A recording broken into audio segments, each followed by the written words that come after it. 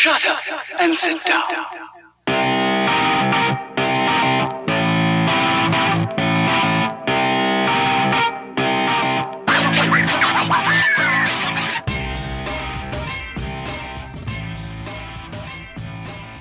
All right, welcome back to Overreaching with Caleb and Sarah. Unfortunately, it is just with Sarah today because Caleb could not be here. But it's an extremely special episode, and we have our lovely friend Natalie here. Hi. Full disclosure, we already did this once, and the audio was completely messed up. So here we are again. So unfortunately for Natalie, yes, for Natalie, these are going to be some repetitive questions from the last time we did this. But Natalie is a junior here at Lipscomb University, and you are a theater directing major and a film minor. And she is currently directing a show called Really, Really with a group of students from here, which is the main reason we have her here, but she's also just awesome. So why don't you start out by just telling us a little bit about you so that everybody can know how awesome you are as well. I'm like I said, I'm in the theater and film department, or like Sarah said, I guess. I have lived in Nashville for most of my life. I really like blue cheese. It's my favorite cheese. I just had blue cheese yesterday, so it's on my mind. I don't know, what else should I talk about? Well, like, how did you get started in theater? Is theater something you've done your whole life? Was it something you discovered in high school? How did that happen? Yeah, I have kind of always been exposed to theater. My parents really love it. My mom's degree was in drama and literature, and so my mom's always been obsessed with theater, but from more of an academic standpoint. Mm-hmm. And so we used to go to plays all the time. And my mom always had my parents always had a very great respect for the theater, and so my mom had a very hard rule that you were not allowed to walk into a theater in jeans. She would not let you out of the house. So I've always grown up around it, and I've always had an appreciation for it, but I didn't really get into into doing theater until high school. And then I fell in love with it. I was in a couple of shows, I assistant directed a couple of shows, and I worked run crew for a couple of shows. Mm-hmm. And then took theater classes and stuff, and yeah, I loved it. What was the first show you were ever in? Oh, geez. When I was in Egypt, this was in kindergarten, I think, we had this so we used to do this thing where every it was a really big school, mm-hmm. and so kindergarten had 6 different classes, different sections, mm-hmm. and so they would put this end of the year on showcase for all of the parents and family and stuff, and each class would have a section of the showcase, and everybody had to put on a show, mm-hmm.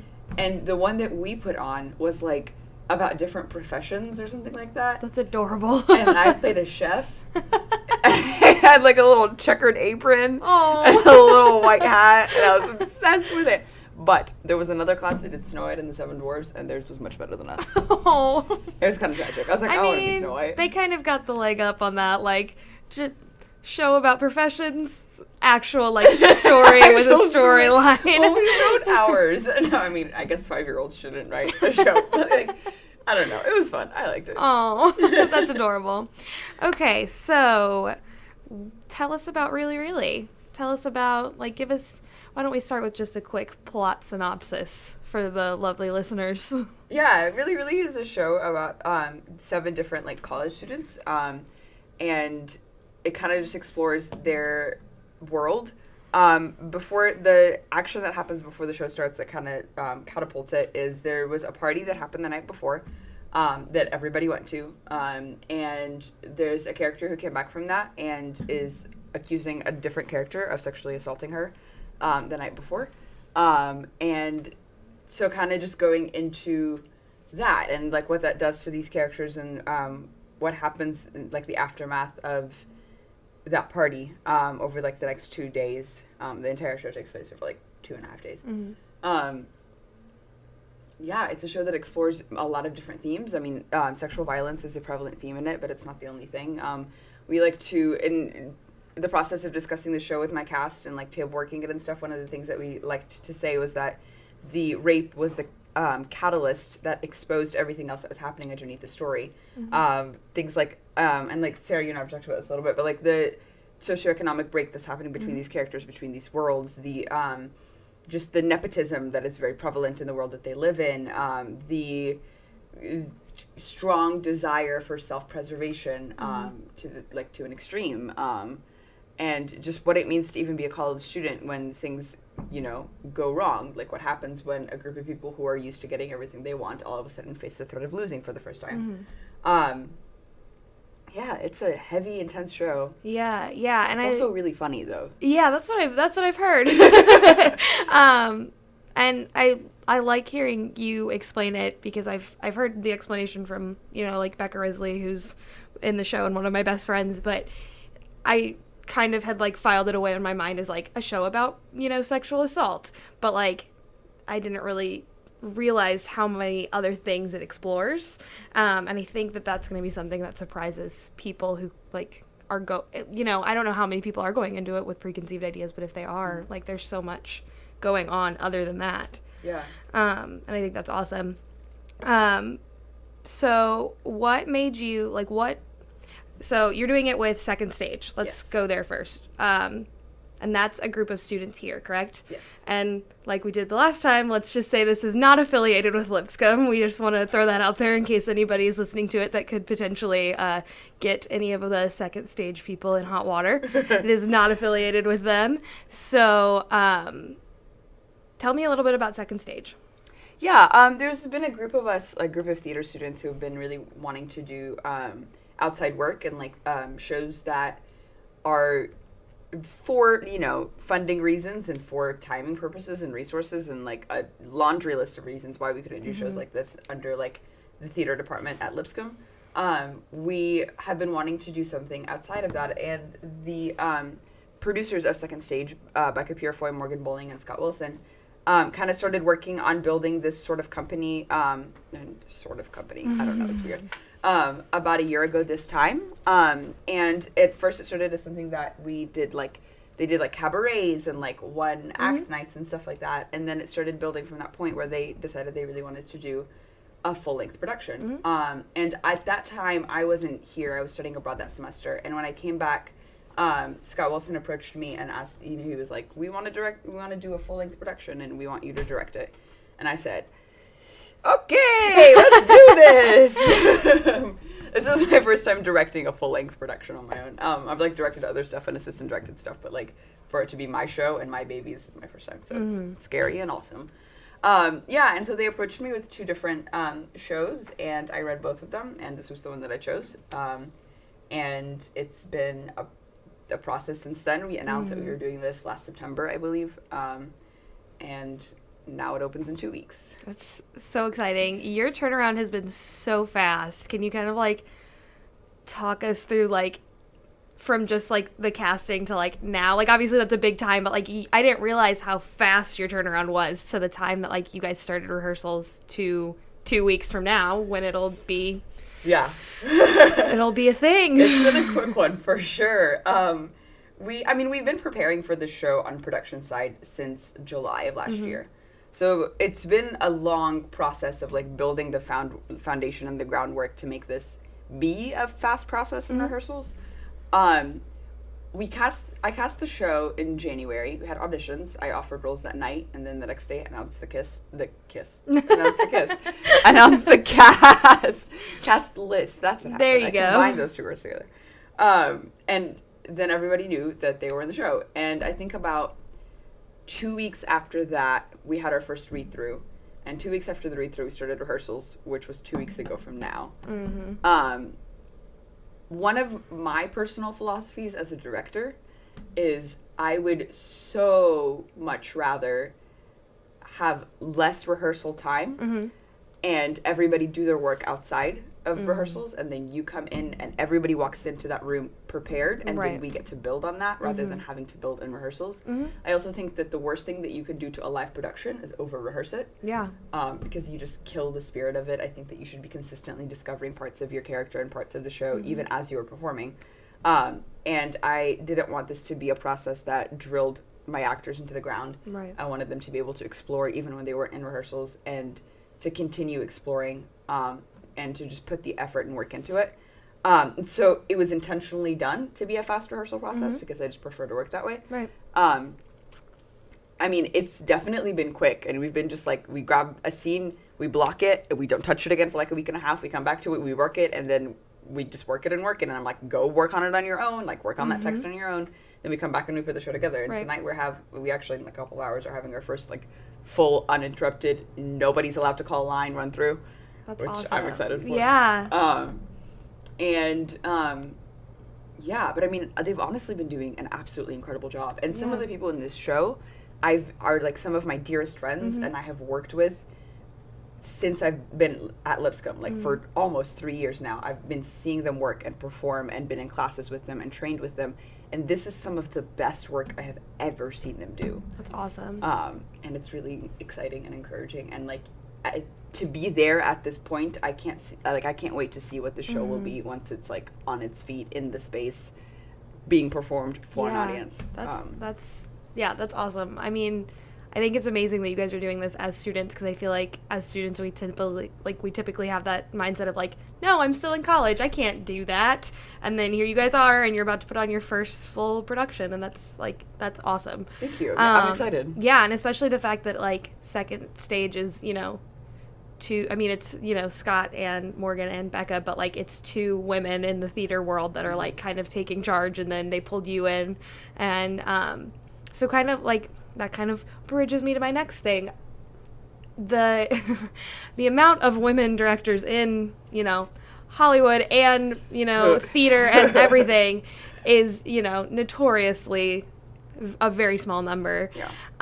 Is that something that ever like is daunting to you, knowing that obviously you're going to like kick butt regardless, because like, you're just that kind of woman and that kind of person. But is that kind of a daunting thing? Absolutely. Yeah. When a couple of weeks ago, the film department took a trip to Sundance. Yeah, that's so cool. It was awesome. But there was a panel that we went to while we were over there that was kind of talking about women in the film industry and in the entertainment industry in general. And one of the things we talked about was the Directors Guild of America, which is, the union for directors. And 95% of the Directors Guild are women, or not women, are men. I'm sorry. Yeah, no. I wish. 95% are men, and of the 5% who are women, only 1% are women of color. Yeah. And I heard that and said, challenge accepted. It's just crazy that it's such crazy. a small number. To be fair, it's also like Directors Guild stats, like when they release those, it's from it's throughout the history of film. So we're talking 100 years of directors. Right. And like obviously like if we looked at just like 2017, the percentage would be different. But it would still probably be not what you want it to be. Poor. Yeah. But to give Hollywood a little credit. Yeah. Yeah, and it's definitely daunting. I almost didn't do it because it was so scary. Yeah. Because I remember like being in high school and being like a tiny little sophomore or junior thinking, I'm not going to get jobs. Yeah. Nobody's going to hire me because I'm a girl and I have brown skin. And that's changing a lot. Like even just in the like 5 years since I decided that I wanted to pursue this as a career to now, like now we're at a place where honestly, with the right company and the right place for the right job, if it was between me and a white dude, I'd probably get it for the sole purpose of being not a white dude. Yeah, that's true. And so like everybody's making a more conscious effort to be more, diverse and to tell other stories and to like bring in people with different perspectives so that we can get a wide spectrum of stories and a wide spectrum of worldviews and like visions where before it was a lot narrower. Just by consequence of it being a very like specific niche of people who are making these. So that's exciting. I was going to say something and I forgot what I was going to say.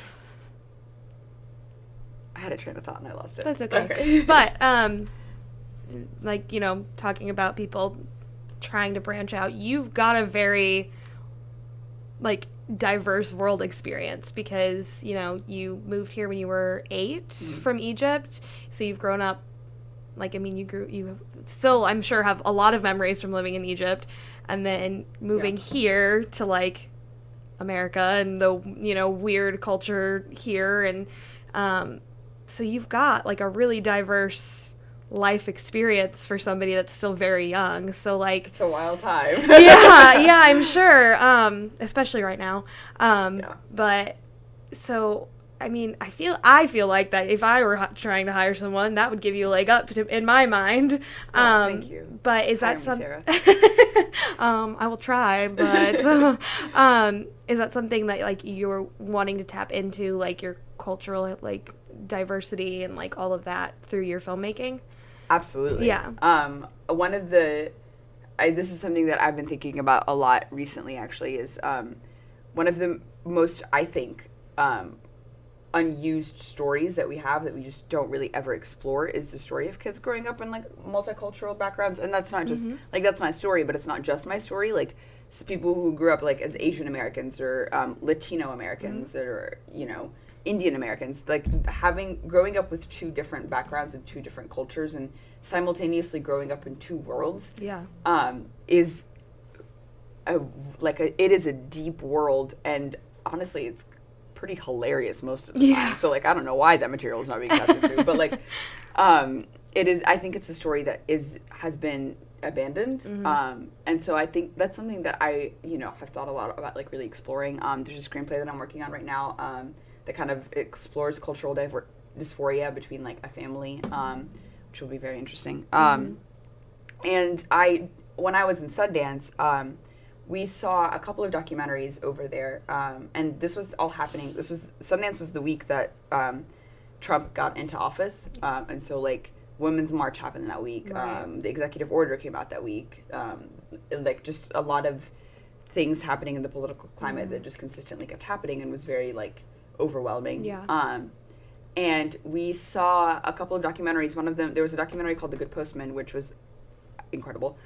It was set in Bulgaria, I believe, and it was about this tiny, tiny, tiny, tiny little village of, like, 60 people who were trying to figure out what to do about the refugee crisis. And a lot of them didn't want refugees in, and they were talking about, like, there were scenes where they would be talking about, like, refusing people because, you know, they're going to bring in war, or they're going to take over the city or whatever, and, like, you know, war is whatever, like, they'll be fine, they can make it, like, and we don't want to ruin our city, well, yada, yada, yada. The millions of, like, arguments against bringing refugees in.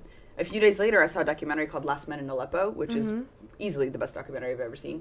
And it was set in Aleppo, Syria, and it was exploring the world of, like, Aleppo and the city being sieged, and what was going on there, and, like, the lives of these men and women, but mainly it followed a group of men, really, is what it's called, Last Men in Aleppo, but, like, the white helmets or whatever, who were, like, were actually still in the city, and, like, the cops who were, like, turning against the people, and, like, the white helmets were the ones who were saving everybody, and or attempting to anyway, and so it was following their story, and first of all, watching that film was a very, like, cool experience for me because it was in Arabic, and, like, they had subtitles, but, like, it's always really fun for me to watch Arabic movies because I'm like, I understand that. Joke's on all of you.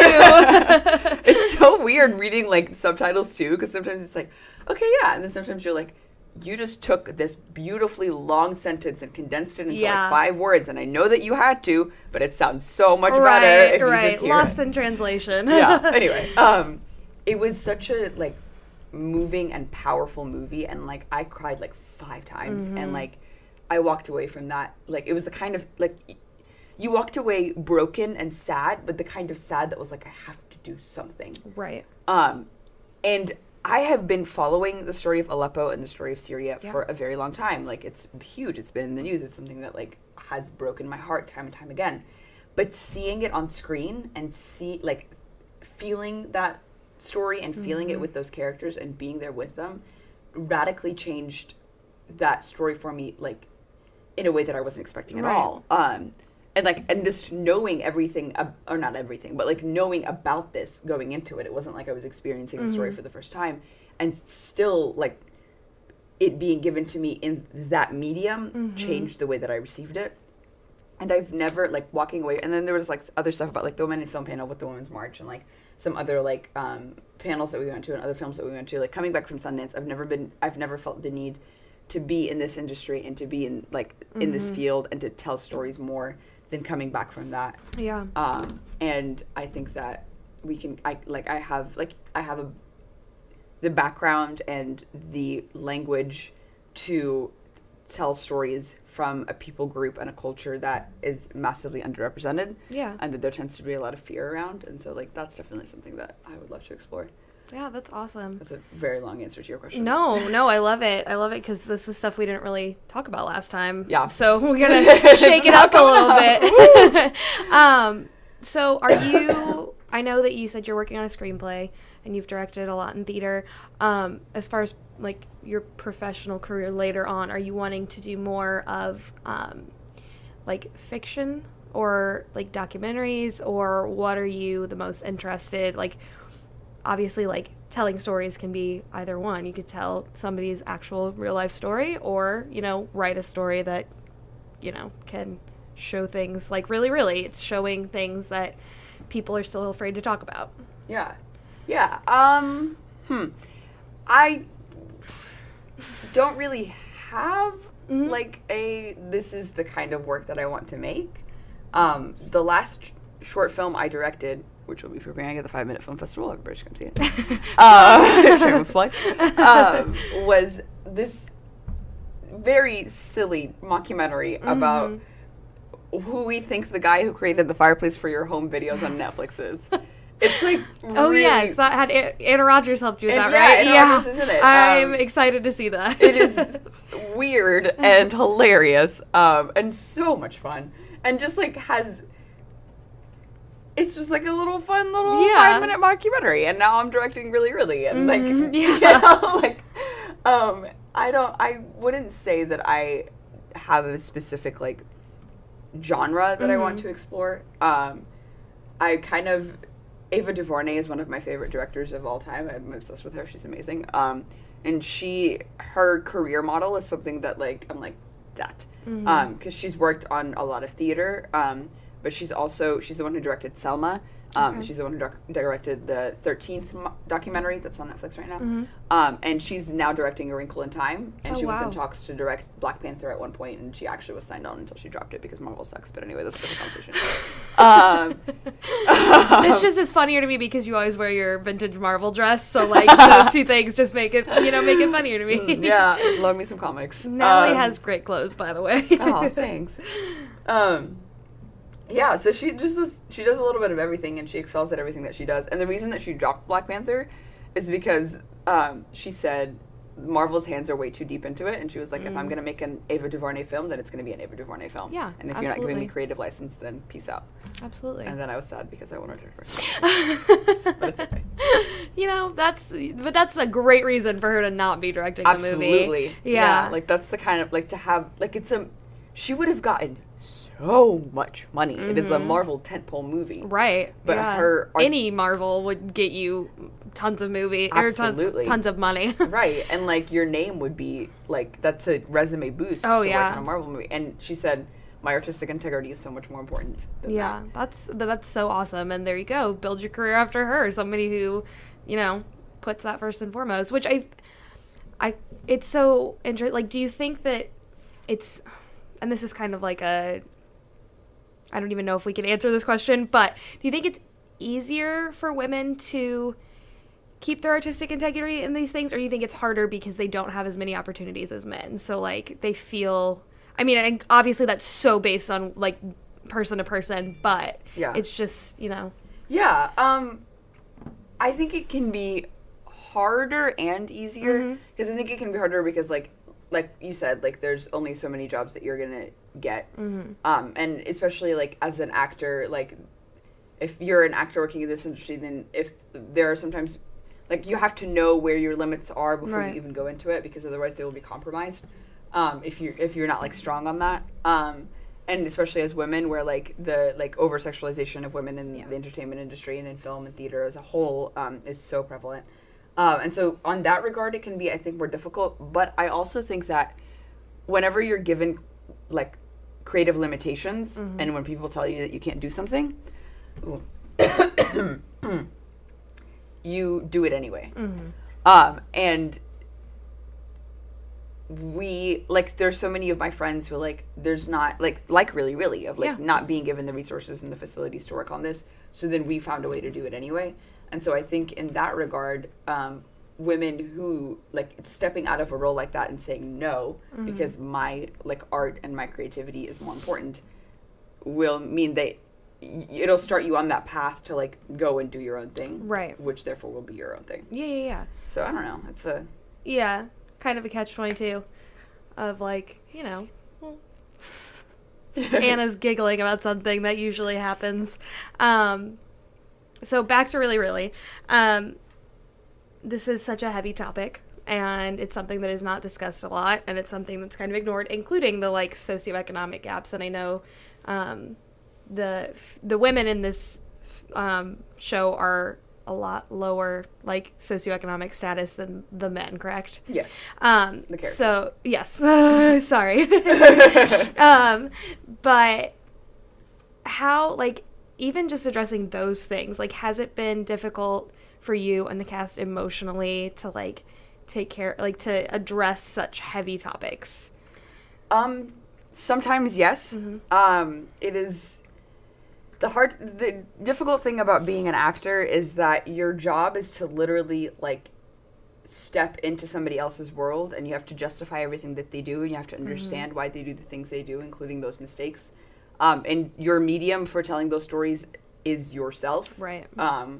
Which can get tricky because you always find parts of you in this character, and then a lot of times you get to explore things about yourself that you don't necessarily like through that. Which can be a very cathartic process, but can be difficult in getting there. So, yeah, it's been definitely a process, and it's been challenging at times, but we've worked through it together. And something that I have been very, like, deliberate about emphasizing since day one is to just be in consistent communication. Anytime anybody feels like they've been pushed too far, anytime anyone feels like today is not the day, like, to be consistently communicating with me, so that I can take care of them as much as I can. And obviously, like, I don't want anybody to be uncomfortable, but also I know that this show, by the essence of what it is, will make us uncomfortable, and sometimes discomfort. That's it. Yes. Discomfort is what we need to, like, explore vulnerability Right. and, like, raw emotion, and so, like, it's a weird balance. But it's been, I mean, we've been working through it together, which is cool, and I think the cast has been, gotten a lot closer because of it, which is cool. And it's going to be something that's as cathartic for the team as it is for the audience, I think, which is cool. Yeah, and I saw on, you mentioned, and I saw on the Facebook page, which you should all go like really on Facebook, that you'll be having talkbacks after all 3 shows. Yes. And is that just kind of because it's such a heavy thing, and you want the audience to not have to just walk away and be like, I don't know what to do, where am I, like, what's going on? Yeah. It is a very easy show to just kind of take and be like, okay. Yeah. And stop yourself from thinking about it, because if you think about it too much, it can hurt. And that is the last thing that I want anybody to walk away from that show, is to just walk away and then, like, file it away and then go to bed and wake up the next morning and go to class or whatever. It's a conversation that needs to happen. Right. And I think that the talkbacks are going to help facilitate that. The other danger with this show is that the show does, like, the way it's written, I think, does an absolutely brilliant job of stepping into the minds and the worlds of every character. Nobody is, it's difficult to, like, be able to fully say this person is the protagonist, this person is the antagonist. Everybody makes mistakes. Everybody hurts everyone else. And everybody is justified, if you will, like, with quotes. I just did air quotes, but you can't see air quotes. They justify their own motivations for the reasons that they do the things that they do. And because of that, the show doesn't give you a clear cut, like, here's what's wrong, kids, don't do this. It tells the story and lets you place yourself in it. And it can be dangerously easy to put yourself in the position of the character that you resonate with the most and vilify the other one. And the last thing that we want is for any character to be vilified. And we want everybody to get a perspective that they haven't gotten before. Right. I think that too often as artists, we put ourselves in an echo chamber, and we invite the people who are going to agree with the things that we are doing. Yes. And so they walk out of the show going, oh my God, that was amazing. So much beautiful, powerful storytelling. Well, you would have thought that before you walked in anyway. Right. And that's not to say that art for artists isn't important, but like we want to reach people who wouldn't be exposed to the story otherwise. And wouldn't be exposed to those themes and wouldn't be challenged by them otherwise. And one of the ways that we are helping facilitate the continuation of that conversation is by having talkbacks afterwards and talking with cast, with production team, with other people who are like bringing in who know what they're talking about in this field. So yeah, stay for the talkbacks. Yeah, absolutely. That sounds amazing. So it's at the Dark Horse Theater with the Actors Bridge Studio. Yes. So how did that all come about of you guys getting a space there and working with them?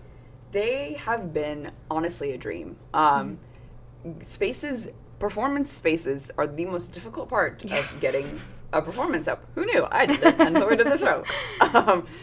But they have, Actors Bridge has their Actors Bridge studio space is specifically designed for their Sideshow Fringe, is what they call it, season, where they try to pull in people and it's a space that is provided for things like this, for kind of starting, if you wanted to start your project, for supporting people who don't have resources to still want to do art, and things like that. And they are also, Actors Bridge has their own main season at the Dark Horse, and they're known for bringing works to Nashville that otherwise wouldn't be brought to Nashville. So some of the shows that they did were things like Skinless and Hand to God, and they're about to do Angels in America, Detroit 67, just like shows that the general Nashville audience wouldn't be aware of. The theater audience probably might be, but would know oh, we could never put that show on in Nashville. We'd never have a patron base for it. Yeah. And Actors Bridge says, we're going to do it anyway. And bring in shows that challenge Nashville, and challenge Southern culture, and challenge what it means to be in Tennessee, and just this overwhelmingly protective artistic bubble. And so they normally do that anyway. And I was surprised to actually, when I talked to Valley Forrester, who's the artistic director of Actors Bridge and has been she's a queen of a woman, and has been such an invaluable resource in this process. But she said that this show really, really was actually something that they were considering for their main season. That's awesome. And I was like, yeah. And it was Valley Forrester. Like I said, she is a queen of a woman. Everybody in the department wants to be Valley. Plus that name, Valley. I know, come right? on. Literally, Valley Forrester. You should be a powerful elf queen or something, I mean, I believe it if she was. She said that this show actually pushed her and challenged her a lot. Wow. And I said, Valley. And which was very exciting to hear, honestly, that there is something that could push and challenge somebody like Valley, who does the things that push and challenge other people. So yeah, they have been an incredible resource. That's where this conversation started. Yes. And they have been so good about supporting us in every way that they can. That's awesome. And it's been honestly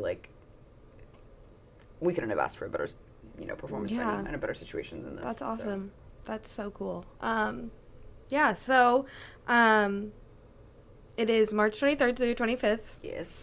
I have the cast list here, and I'm awful and forgot to double check on the pronunciation of Verona's last name. Alea. Okay. I was like, I know that I heard it the last time, and then I forgot. So I will read the cast list. We have Verona Alea, Connor Weaver, Scott Patrick Wilson, Haley Sue Pearson, Sam Kell, Becca Risley, and Kwame Mara. Tickets are $15, and we will link the site where you can buy those on our socials. $5 for students. Yes, $5 for students. Bring your ID. And it's a small space, correct? Yes. Yes. Very so small. Order your tickets now. Do not delay. Would you like people to follow you on the social medias? Sure. We did this the other day and Yes. I still forgot what my actual usernames are. Facebook, Natalie Risk, Twitter, @RiskFactor14, Instagram, at Risk Factor? Yes, Is that right? I At believe Risk so. Factor. Yes, or just like search her name, Natalie Risk. Natalie Risk. It's not spelled any surprising ways. Nope. Um, Just like Natalie would, and then hide, like, caution, danger. Yeah. yes. So thank you so much for being here and doing this Thank you for having again me. after it, did not go over well the last time. It's always a pleasure talking to you, Sarah. Oh, I appreciate that. So, yes, this was our very first ever guest, which is so exciting. You can follow us on Twitter and Instagram at Overreaching Pod, and you can email us at overreachingpod@gmail.com. And we will be back with a normal episode next week. Thank you very much.